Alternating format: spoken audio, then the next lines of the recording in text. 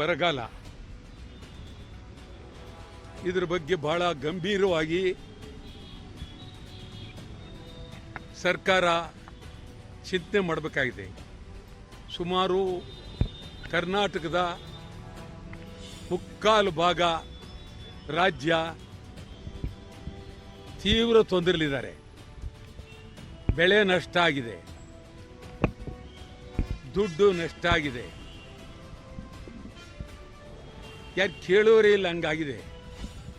ಜಿಲ್ಲಾಧಿಕಾರಿಗಳು ಸರಿಯಾಗಿ ನೋಡಿ ನಷ್ಟ ಅನುಭವಿಸ್ತಕ್ಕಂಥ ರೈತರಿಗೆ ಪ್ರಾಮಾಣಿಕವಾಗಿ ಹಣ ಬಿಡುಗಡೆ ಮಾಡ್ತಾ ಇಲ್ಲ.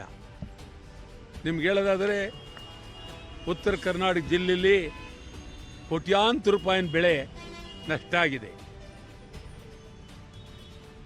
ಈ ಹತ್ತಿ ಬೆಳೆಯೋದಕ್ಕೆ ಬಹಳ ಬೆಳೆದಿದ್ದಾರೆ, ನೀರಿಲ್ಲ, ಒಣಗ್ತಾ ಇದೆ. ಬಹಳ ಅಂದರೆ ಈ ಕೂಡಲೇ ಬೆಳೆ ಏನಾಗಿದೆ ಅಂತ ಹೇಳಿ ಸರ್ಕಾರ ವಿಶೇಷವಾಗಿ ತರಾತುರಿಯಲ್ಲಿ